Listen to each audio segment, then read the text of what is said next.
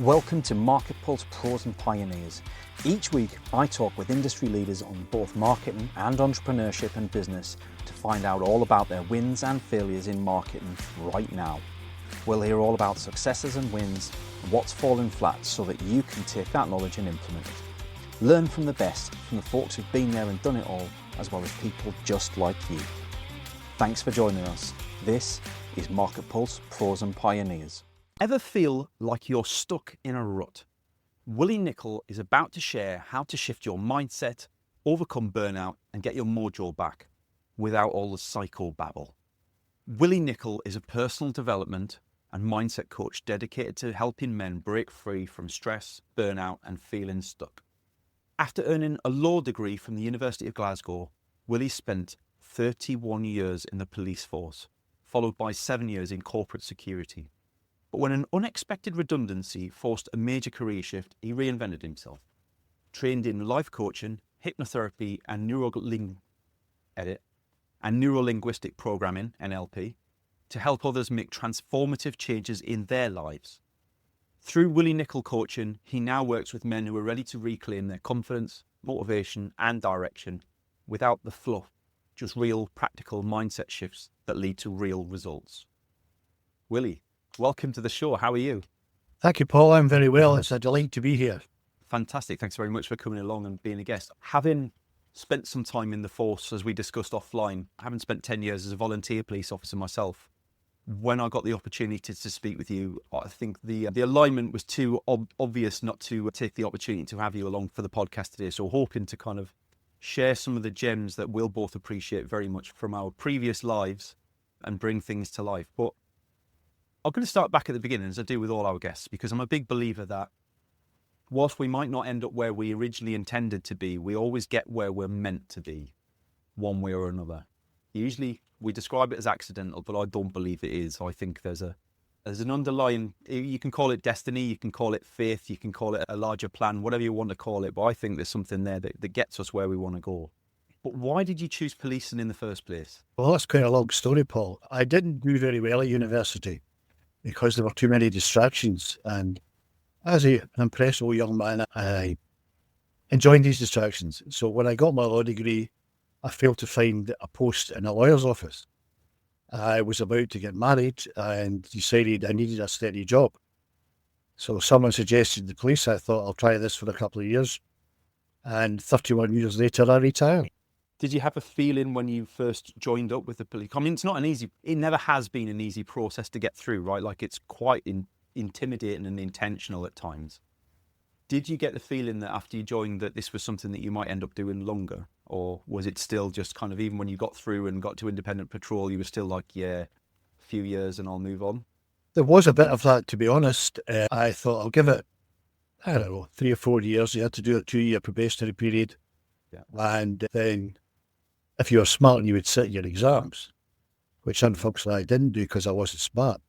But I got to a point where I began to realise I was enjoying it. I did a lot of interesting stuff, played clothes undercover, and it was a joy, if you like, to see results, to see the bad guys put away and the good guys helped. So that kind of stuck. And I moved about quite a bit in various roles because I got easily bored and thought, what's the next challenge? So I kind of jumped about a bit in terms of roles and also locations, which kept things interesting. I think there's a lot of parallels that you've mentioned there, and I can't speak for you, but I put mine down now, knowing a bit more about myself. I put mine down to ADHD, and just that, always a constant search for the next dopamine hit for me is if I'm not learning, or I feel like I'm not learning, even if I am, then I very much get stuck in a rut and start to feel negative about where I am. And I've always done that. I've always searched for more, I think is fair to say. Do you think you see elements of that in yourself? I agree. The uniform, plain clothes, got a bit bored with that. Plus I was travelling 35 miles each way, commuting from, the sticks, the country, into the city. So I made a decision to apply to get a post nearer to home, which I did. I then applied for and gained entry to the CID, which was interesting, murder inquiries, things like that. Then after a few years of that, I was kind of poached to think about going to another department, a special department. I'll say no more than that. After an interview, a brief interview, I did up the special branch for 4 years, doing a variety of things, some of which I can't tell you about, otherwise I'd have to shoot you. But very interesting. Close protection, undercover work, agent handling, probably the best 4 or 5 years of my service. It was never a dull moment. And then they decided to promote me into uniform, all that CID, special branch experience. So I went to become a uniform sergeant in charge of other uniformed officers, which was a bit of a culture shock. For everyone. It lasted for a couple of years until they decided to put me somewhere else, which could possibly better utilise the skills I'd gained previously. So what then led you to, if I'm going to go back to things, how did you end up leaving the police force? Was that retirement? Was it by choice? Was it? It was service retirement. When I joined, 30 years was the limit. I was working in a role in intelligence management for major inquiries, and there weren't many trained intelligence managers in the force at that time. So by the time they got a replacement for me, I had done 31 years and decided kind of mutually it was time to go. So I started kind of looking about for another job, and one fell in my lap, quite funnily enough. And I thought, yeah, time to go. I've got a new job to go to, and that's that. And it's a fairly typical path, I'd say, for a lot of senior police officers who've done their service in the job. And I don't see a lot of officers these days who actually make it to retirement. I see a lot of cannibalisation well ahead of that time now, and it's certainly it hasn't got the status that it used to have, sadly, which frustrates me massively, because I'm a huge believer in the police force as a career for a lot of people. But I guess that's a conversation for another day, because that's a whole podcast for another day, never mind a conversation, I think. So you then stepped into another role in corporate security. How do we get from corporate security to being a life coach, Willie? Because that's a huge jump. It is. And when I look back on it, I realise now that I didn't realise how big a jump that was. I worked for a multinational cash management company. I was the regional security manager for essentially the top half of the UK. The British organisation was run from London, and they didn't really have a lot of clue about the geography north of Leeds. They kind of got maybe as far as the border, but after that it was a closed book to them. And I was left to my own devices. And I worked very hard for that company to sort out the many and varied security problems they had in that region, because they hadn't had a security manager for a year. And the natives had gone a wee bit off-piste and were doing basically what they liked without regard to the security risks. And I was there to make sure that they started to toe the line again. And in addition to that, I project managed a lot of big security installations, alarm systems and new big metal doors and CCTV and whatnot, until it got to a point where I was comfortable that everything was ticking over nicely. And sure enough, not long after that, my line manager, along with somebody from HR, came to see me and hit me with the bombshell that everything's going really well, Willie. We're very pleased. You've done a great job. However, we're not sure that your role as security manager for this region is required any longer. And it was adios muchachos. So you can imagine, Paul, that I was not best pleased, having worked very hard and been rewarded by the threat of redundancy. However, during this period, my lovely wife, who had done coaching training, suggested I look at coaching as a potential career should the redundancy come to pass. And I dismissed this out of hand as a lot of nonsense, because I was a detective. I was very logical and evidence-based, and I considered coaching to be so much psychobabble and mumbo-jumbo. But she booked me in a training course without telling me, and I went along to a little 3-day introduction to coaching and personal development, determined to prove that it was a lot of nonsense. However, at the end of the 3 days, I had changed my mind, having had a few, what do they call them, light bulb moments, epiphanies. I kind of, okay then, right. So, this is still during the redundancy process. And when I eventually was instructed to drive from Glasgow to Leeds for my final redundancy interview, a journey of some 4 hours, to be told that I was going to lose my job, I could see it coming. I was quite calm, because I had a little thought of what I could do, and made redundant, gardening leave. Eventually, I was dispossessed of my company car, laptop, etc. I thought, what now? So I put my money where my mouth was, took my redundancy money and trained in the modalities you've already articulated. And then it was, what do I do now?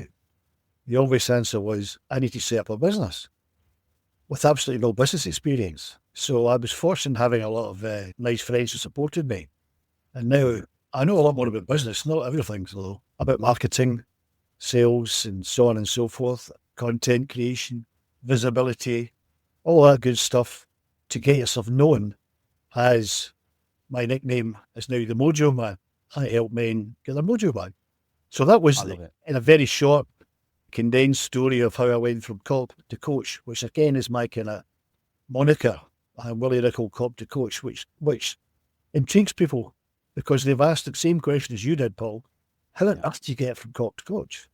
Yeah, do you know what? I had a similar conversation a couple of weeks back with a guy called Anthony Salimi.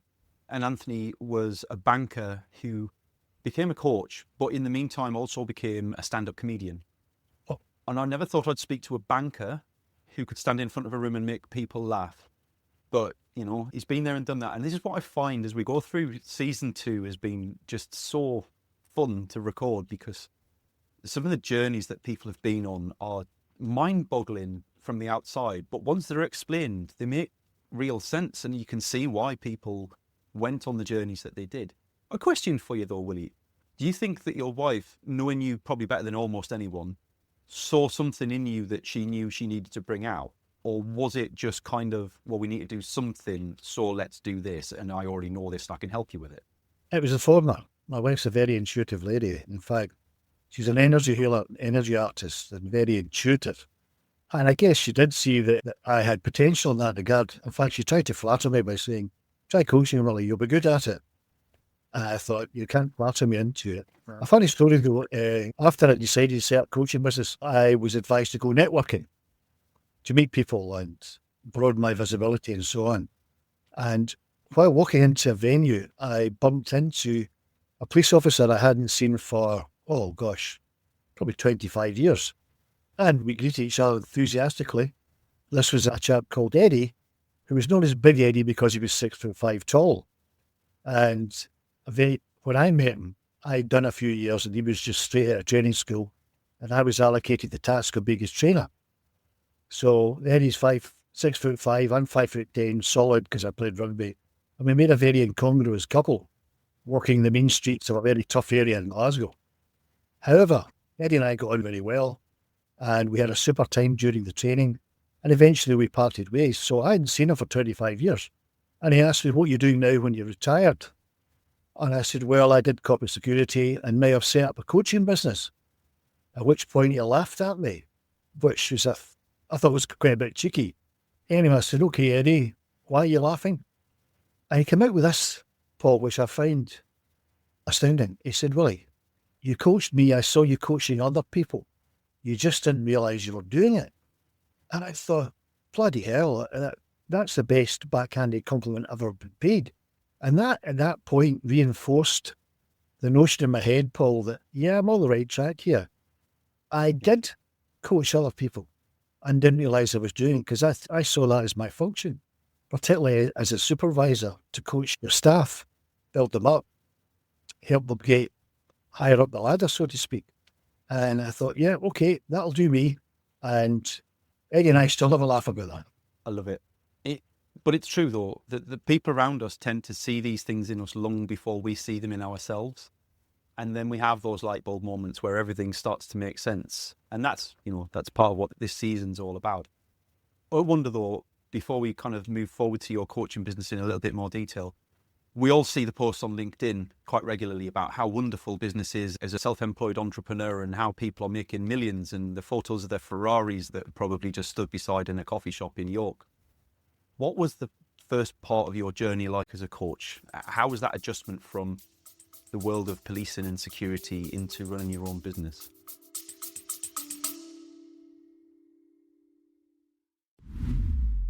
Special shout out in today's episode for our charity partners ADHD Liberty, led by Sarah Templeton, who are part of the fight to prevent the school to prison pipeline for ADHD and neurodiverse individuals. If you'd like to find out more, you can visit them. The show links are in the notes below, and I would encourage you to go along and have a look and educate yourself on their fight. It's an incredibly important cause, and we're super proud to have them as charity partners for the MarketPulse Pros and Pioneers podcast. Thank you. Enjoy the rest of your episode. Well, the number of, I don't like to use the word challenges, a number of things that kind of hit you. Like, you're in charge, you're your own boss. Whether you make money or not is up to you. Whether you get clients or not is up to you. It's basically, if it's going to be, it's up to me. And bloody hell, right, okay, I better grasp this. How do I make this work? And to be honest, I hadn't really given that too much thought. I'd done the training. I'd had a few pro bono clients that worked very well. And I thought, yeah, I can do this. The business side of it was pretty murky for me. I didn't have a clue, essentially. But as I say, I had some nice people who helped me. And gradually, I got kind of the hang of it, so to speak, the business side of it. I'm still not brilliant at it, to be fair. I'm not a business coach by any means.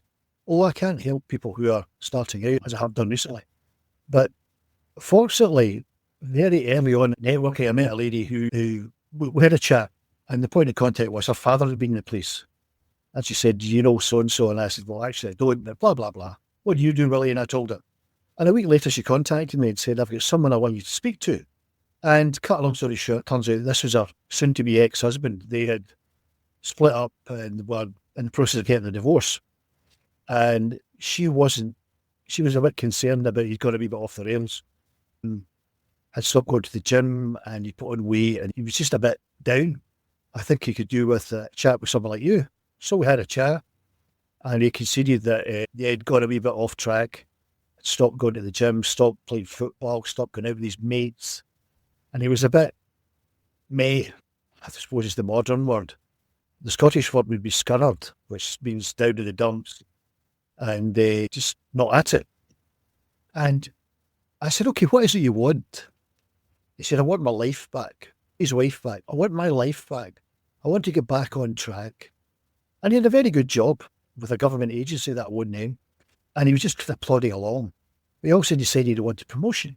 And I said, okay, you want your life back. And I just thought about all the things he'd spoken to me about. And for some bizarre reason, Paul, I said to him, I think you've lost your mojo, motivation, confidence, that kind of thing. And he looked at me, and for a split second, I thought I'd blown it. And he said, you know what, Willie, you're absolutely right. I've lost my mojo. I'm just not at it. I'm really down. I said, okay, how would it be if we went and looked and got your mojo back? And he said, yeah, that'd be great. And so we made an agreement there and then, and we did a 12-week program. He got his mojo back, and he got his life back on track. And he still keeps in touch with me periodically to this day to keep me updated on what's happening with him. And that was very gratifying that I used the skills I had and the training I had to help that young man to get to where he wanted to be. And I thought, okay, yeah, I can do this. And I'd made the mistake of thinking that was quite easy. I got an introduction, I got a client, helped him, and then realised that it's not that simple. But I plugged away at it, and I get most of my clients through word-of-mouth referrals. I still do a lot of networking, meet a lot of lovely people. But all I say is, I'm here to help. And if you have the courage to ask for that help, I'll be very happy to provide it. I love to hear the stories behind the early days of people's businesses, because it's the defining moments for us, right? Like, we often get into, especially when you start a completely new career or a new business, and you always have a vision in your head of, like, I'm going to work with these sorts of people up here. And actually, life takes you down its own path and you end up working with these sorts of people over here. And that transition, whilst it's painful, is really powerful as well. And I think it helps us, I don't believe there's many businesses out there that haven't transitioned to a better client type once they've fully understood themselves. You've got to get going. You more or less take anything in the early days and then you realise what you enjoy working with. And I think you said something really powerful towards the end, though, Willie, was that people taking the choice to do something about what they're doing.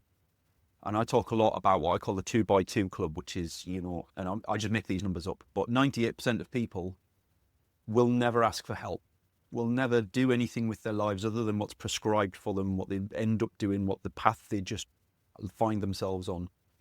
2% of those people will ask for help and support from people. But of those 2%, only 2% of those will actually do something with it. And it's powerful to meet somebody like yourself who's working with that 2% of the 2% who are both brave enough and courageous enough to ask for help and support, but actually implement it as well. Because I'll put words in your mouth here, but I'll be willing to bet that's the ultimate payment for you in the end. It's not about the money, it's about seeing the results for people, right? Very much so. The asking for help thing, right? I think as humans, we're conditioned to try and do things all by ourselves, right? Because asking for help could be judged as a sign of weakness, and we're very averse to being judged. We want to be self-sufficient. We want to be the author of our own destiny, all that kind of stuff, right? And asking for help, counterintuitively, is not a sign of weakness. It's a sign of strength. It's a sign of clarity of thought. I say to potential clients, you ask for help every day. What do you mean? Well, if your car breaks down, you take it to a mechanic because you don't know how to fix cars. If you get toothache, you go to a dentist because you can't fix your own teeth. Can you help me with this toothache, doctor? Or go to the doctor with a sore leg, or if the heel falls off your shoe, you go to the cobbler to get it repaired. You're asking people for help every day. You walk into the supermarket. Tell me where the baked beans are, please. And you're asking for that supermarket assistant's help to find the baked beans, right? But when it comes to your personal stuff, when it comes to your personal things, oh no, that's entirely different. That's a different kettle of fish. Because then you have to admit that there is something going on in your life that is not working out well for you. If you have that clarity of thought and that strength of purpose, you think, okay, if I can ask for help to find the baked beans, I can ask for help to address this thing that isn't working for me. And you're right, that's the first hurdle. And then when the discussion's had, will you accept my help? Yes or no? Are you committed to doing what has to be done? Yes or no? If the answer's yes to those questions, I'll say, great, let's go and do it. But if you're not too clever about the help, or you're not too committed to doing something about it, well, you and I are going to part as friends. And I say that quite straightforwardly, because inaction is not an option. Doing nothing is not an option. Doing something, even if it's not great, is always better than doing nothing. And when you put that to people and they get the concept that, again, as I said earlier, if it's going to be, it's up to me. Right? If I'm going to make changes in my life, I'm the only person that can make these changes. I don't make the changes for you. I don't tell you what changes to make. I create an environment where we discuss what's going on. The ideas, solutions, changes, or whatever will come to the client, even if they didn't know they had them in the first place, because all the solutions are inside us, Paul. Sometimes we choose to ignore it because it might be a bit difficult or a bit challenging. Oh, that's too tough, I can't do that. Or we really don't know. I worked with a client recently who had a good business, who has a good business, a lady, funnily enough, my first lady client in a while, but she was quite shy and introverted. And I met her at a networking meeting, and I could tell right away that she wasn't comfortable. She had to stand up and say her piece, and I noticed that her hand was shaking. I'm an ex-detective, I noticed these things, right? And I said afterwards, you weren't comfortable, were you? She said, oh, no. So I could help you with that if you want. Well, could you? So we went in a conversation over a coffee. And that was it. I'll phone you next week, William, while I arrange an appointment. And she did. So my 3 appointments down, she's taking a break at holiday, and we'll have another appointment next week. And she is a changed lady because she now has a kind of quiet confidence about her. She discovered an inner strength that she didn't realise she had. She always had it. She didn't realise she had it. And we teased that out using hypnotherapy. And again, as you said earlier, Paul, it's very gratifying when you can literally see people change in front of your face. The way their face looks, the way the body looks, the body language. That is a change. She has changed. And she knows she's changed. She's not entirely sure how. And another acid test is when people round about your client say, tell me I'm changed, I'm different. Well then, there you go then. I think what you're describing is probably my favorite part of my previous life in retail, right? Like I was a retail manager, a retail leader. I preferred not to manage. I preferred to be a leader. But actually my favorite part of the whole role was developing other people, or as I describe it, helping them develop themselves. Because I think you're right. We all have the answers within ourselves, and constantly going to other people for answers, whilst they might help you discover the answers, if you're getting the answers from other people, then you're always going to be reliant on other people. And there's a power inside all of us, I believe, that we can be the masters of our own career, our own destiny, if you like, our family life, our home life. And I think if more people had the courage to believe that they could find that within themselves, even if they need help to unlock it, even if they need somebody to support them on that journey. Every successful business owner I've had the privilege of speaking to on this show has had that same realization that right now the buck stops with me and I need to find the answers. You know, we can all curl up in a ball and hope, bury our head in the sand and hope these things will go away. And, you know, if I've got a successful business, perhaps you can pay other people to do some of the stuff that you're not an expert at. Brilliant. But ultimately, you need to figure out how to get along by yourself. What I thought was really interesting about how you position yourself as a coach, obviously it's a crowded space, right? There's millions of coaches out there, and it's certainly not alone in being a coach for burnt out men. And hats off to you, Willie. I think it's brilliant because it's something that's quite close to my heart. I see it a lot, especially in ex-retail colleagues, burnt out men predominantly, trying to do too much with too little support. But I find it interesting that you talk about psychobabble, because you're the only, like, I speak with a lot of coaches who have like master coaching qualifications, and they're very proud of all of the, talk about NLP and all these things. And I love the fact that you're not interested in any of those phrases or the acronyms or the terminology. It's just about helping people, right? Yes, it's about helping people. Yes, I do use NLP techniques. I practice hypnotherapy with my clients. I pick a tool, if you like, from my toolbox, which I think will best fit the situation. But I don't like the psychobabble. That's a bit of sport. I've got that on my LinkedIn profile. No psychobabble, no mumbo jumbo, because I think that people will say, oh, thank goodness, I couldn't take any psychobabble, right? So I position myself, if you like, ex-cop, ex-security manager, a straight talker with a sense of humour, but with empathy and compassion. Not judgmental, but I'll tell you straight if I feel the need. If I feel, for example, they've come to me for help and they're not really committed. You said you were committed. Yeah, I did. But I'm not feeling it. Oh, okay, Willie, right. Well, I'll try harder. No, not a question of try harder. You will be harder, right? And if that's tough, it's done. It's like tough love, right? I'm here to help you. You're paying me. I'm here to help you. And it won't work unless you put the effort in, because it's all about effort. It's about time, effort, and the money is the last thing on the list. You're investing your time, you're investing your energy and effort, and yes, you're investing a monetary component. But the first two are more important, right? If you want to get to where you want to be.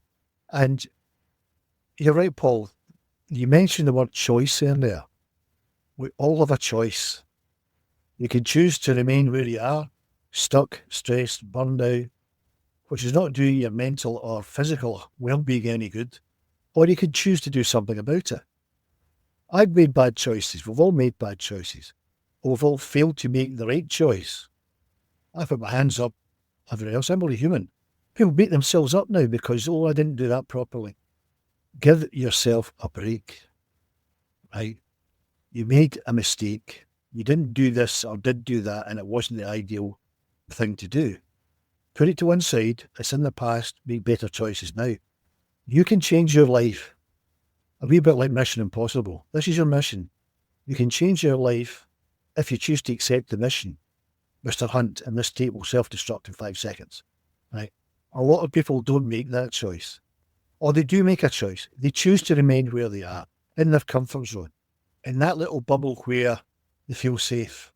But people who push the envelope, burst through the bubble, they're the ones making the progress. They're the ones getting to where they want to be. They're the ones leaving the stress and burnout behind.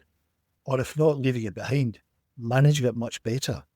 One of the people I met in one of my very first training courses, a lady whose name I won't mention, but she helped me immeasurably. A young lady. She did the life coaching, went into business coaching because she had a failed business. She had gone bankrupt. Her husband's business failed. And she was determined that she would do something else.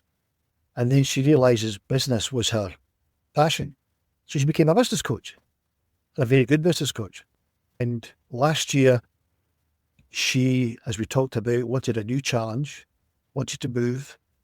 And she took her whole family, her husband, her son, her dog, and her horse, and went to Dubai because she researched it. Dubai is the place for me, and she runs her coaching business from Dubai. And funny you should talk about fancy cars. She put a post on LinkedIn. Her son was beside a Ferrari or a Lamborghini or something like that, right? And it was just a bit of fun. And I commented on the post, well, the name of the son will need to work really hard if he wants to get one of those babies.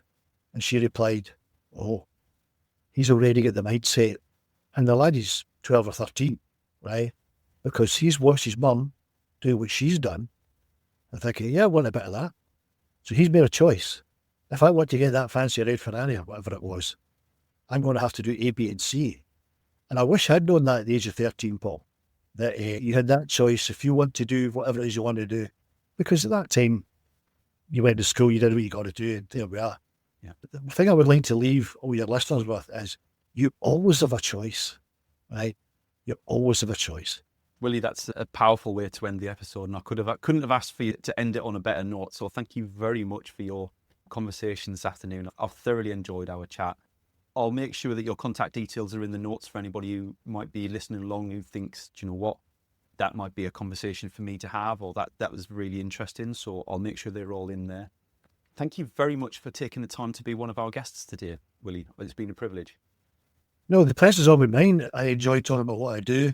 If people find my journey, the story of my journey interesting, I'd be happy to talk to anyone. A complimentary, confidential chat, no pitch, no judgment, no nothing, just a chat. If I can help, we'll have a conversation further. If I can't help, I'll do my best to find someone else who can. Thanks very much for your time today, Willie. Take care and have a good evening. You too, Paul. Cheers. Bye-bye. Thanks for joining us for today's show. I hope you enjoyed it. If you'd like to feature on a future show, or you've got some ideas for folks who would make a great guest, please drop us a line. Contact details are in the show notes, and I'd love to hear from you. Your host today was me, Paul Banks, founder at Javelin Content Management. Here at Javelin, we specialise in helping busy business owners just like you to repurpose video content, taking all the stress and tech problems away and turning your long-form video into literally hundreds of pieces of content without breaking the bank. We describe it as getting ideas out of your head into video and out to your socials.